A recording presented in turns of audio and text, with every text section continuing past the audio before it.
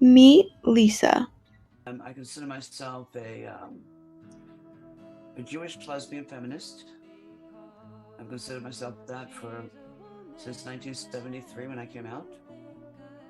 Um, I'm a mother and a grandmother. I'm about to have a second grandchild, a girl. I have a Throughout this past semester, we have learned many incredible lessons from Lisa, one of which has been what queer joy truly means and how it looks when you see it played out in front of you. I love being a lesbian. I still love being a lesbian. I love women. I love everything about women. Um, Hey, you're an Amazon bee, coming brave and strong.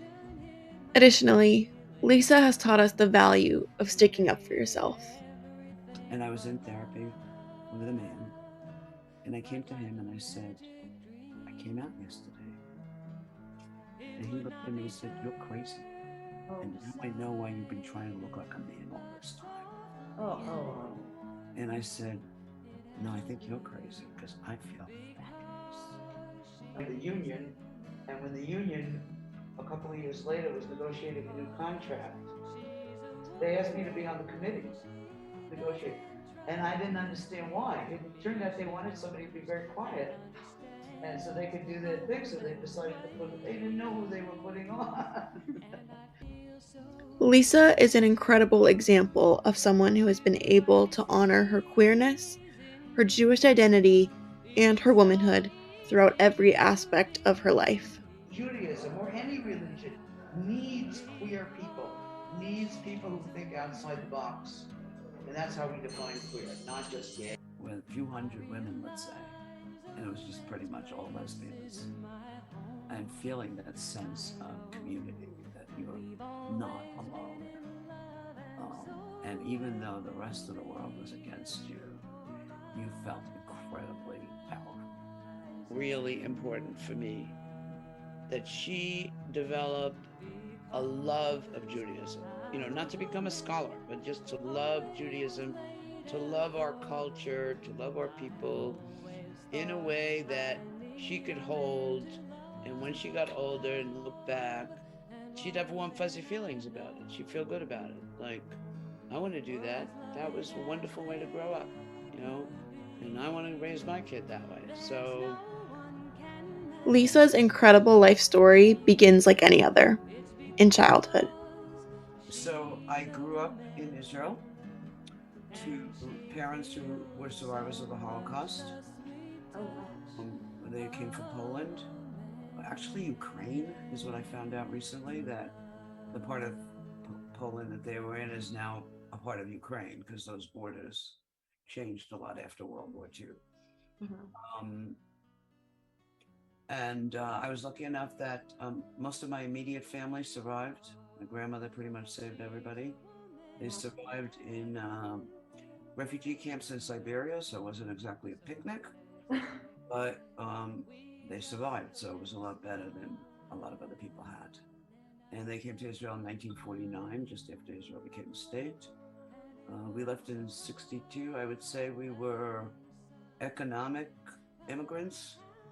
We came for a better life. And at the time that we left Israel, Israel was a young country, very idealistic still. It was before the Six-Day War, before the occupation, before any of that. Most of the people I knew were survivors of the Holocaust and just glad to be alive and glad to be in a safe place. And so leaving was incredibly shameful. I didn't speak a word of English when I came here and started school right away, of course. In her college years, Lisa found herself drawn to various social justice movements. Women's liberation suddenly was in the news. And I remember there was like a women's liberation meeting on campus. It was like a little tiny thing, a little tiny sign. And I went to the group, and by the time I left, I was president. I don't know. It just spoke to me like immediately. Yeah. I was part of what was considered the New Left at that time, the anti-war movement. I wasn't so much a hippie. I was a political activist. I'll be president. You'll be treasurer. we're going to take over the organization and we're going to do a festival and the hell with all those guys. And that's what we did. We brought speculums and mirrors so we could all examine what we look like down there and see what a colorist looks like, because we couldn't even find a picture of one. And in it, she referred to daughter of Artemis yet unborn. Anyway, I thought it was a great poem, and I showed all my girlfriends. And they're all like, Lisa, the poem is for you. And I was like, no. Oh. She's just a good poet. I mean, come on. We're working together and everything. The week of the festival, one night, she put a little note in my pocket and said that the poem was for you. Oh. That's so sweet. And I remember being very nervous and very excited. And one thing led to another. And we needed it, triple XX. It was like I'd come home. After college, Lisa found a career that could honor her value of activism. We opened a lesbian print shop in 1974, 75. And that was a very conscious decision to do something radical in the movement. There was no internet. There was no way to produce your own stuff. You couldn't, there were no Xerox machines really to speak of. They were just beginning. They were expensive, and certainly nobody had, copiers at home like we do now, where you could print anything you want, or, none of that existed. None of it. Media was in the hands of the power people, and we could only beg to be allowed. Dyke Magazine 1975 was like, nobody even said the word in public out loud, so here it was printed. And so the first issue that they did with a regular straight print shop, and they pretty much destroyed it. They made it look terrible. They chopped off, they chopped it in the wrong place. They just did all kinds of stuff that made it really not okay. And so they came to us, and then we did the rest of the printing for them. Later on, Lisa embarked on a new adventure in the form of motherhood. But I've always loved children. I'd always loved children, and it was, it was kind of a sadness to me, but really I put it out of my mind. And she wanted to do it, and I was like, I'm there. 6 months later, she was pregnant. I had my daughter with another woman all the way back in 1983, which was kind of early. Somehow we knew. We looked at each other and we said, honest, straight, all the way, no hiding. From the minute she was born. Even in the hospital where we were the first ones. And she came up, she didn't know us, but she'd heard about us. And she came up and she said, listen, I was raised by two lesbians, and I came out just fine. Don't let anybody screw with you. Oh. And there, you couldn't meet a lot of people like that. That she was 40 years old, so her mother had her in her 40s somehow.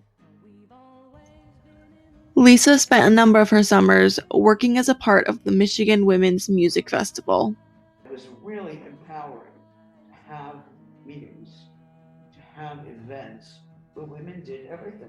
At the Michigan Women's Music Festival, we built roads, we put in electricity, we cooked hot meals with, after chopping down trees, we cooked hot meals for 8,000 people for 5 days, 2 hot meals a day, all women.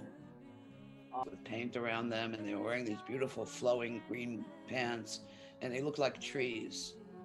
And normally a 10-year-old girl would not take her top off anywhere, and I was just shocked that she felt so safe and so free to do that. And she walked really tall that night. She didn't even need the stilts to be walking tall. She was proud. They let her go in first because she was the youngest. Lisa has continued her efforts in making the world a better place through her work with a queer yeshiva. And I met this other rabbi who was studying ancient texts with a queer interpretation, and I got really excited. And so we formed a yeshiva, which is a house of study, to study queer Talmud. It's the first. Nobody was doing it yet. I got very involved with this rabbi. She's in Chicago. We started doing classes. People got very excited about it. So basically, the thing I came away from it with was that not only was it okay for me to be part of Judaism, Judaism actually needed me. It needed people like us. Because if we stagnate, we die. Lisa, there are many things that we take for granted now when it comes to women's rights and queer rights, but I hope you know we will never take for granted the amount of work you put into getting us here. Thank you so much from the bottom of our hearts. We love you always. Thank you. Yeah. Stay. Good night. Bye.